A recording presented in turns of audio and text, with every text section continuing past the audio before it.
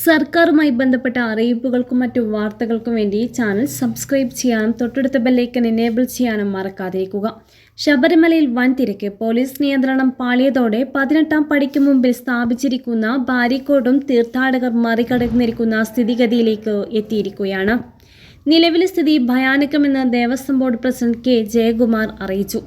Lower തിരുമുറ്റത്തെ തിരക്ക് കണ്ട് ഞാൻ തന്നെ ആശങ്കപ്പെട്ടുവെന്നും അദ്ദേഹം പറഞ്ഞു.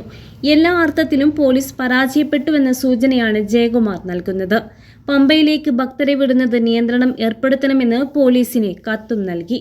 പമ്പയിൽ വലിയ ഭക്തജനക്കൂട്ടമുണ്ട്. 10-15 മണിക്കൂറുകൾ ക്യൂ നിൽക്കേണ്ട സാഹചര്യമുണ്ടെന്നും ജയകുമാർ തന്നെ പറയുന്നു. സ്പോട്ട് ബുക്കിങ്ങിന് പമ്പയിലെത്തുന്നത് കൂടാതെ നിലയ്ക്കലിൽ 7 കൗണ്ടറുകൾ കൂടി സ്ഥാപിക്കും.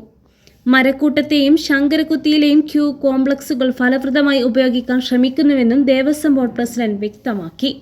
അതേസമയം ശബരിമലയിൽ ദർശന സമയം നീട്ടിയതായി അറിയിച്ചു.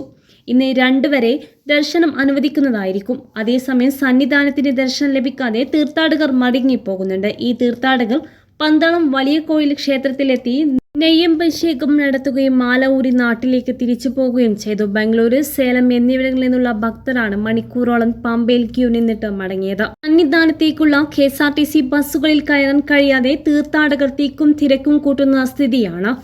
മുൻ വർഷങ്ങളിൽ നിലവിലുണ്ടായിരുന്ന ബാരിക്കേഡ് വെച്ചുള്ള നിയന്ത്രണ സംവിധാനം ഇത്തവണ നിലയ്ക്കലിൽ ഏർപ്പെടുത്തിയിട്ടില്ല. അതാണ് തീർത്ഥാടകരുടെ തിക്കിനും തിരക്കിനും കാരണം.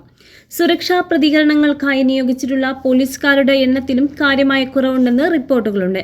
സന്നിധാനത്തും പമ്പയിലും തിക്കും നിയന്ത്രിക്കാൻ സാധാരണയായി ഉണ്ടാകാറുള്ള NDRF-ഉം RAF-ഉം കേന്ദ്ര സേനകളുടെ അഭാവമാണ് സ്ഥിതി കൂടുതൽ വഷളാക്കിയത്.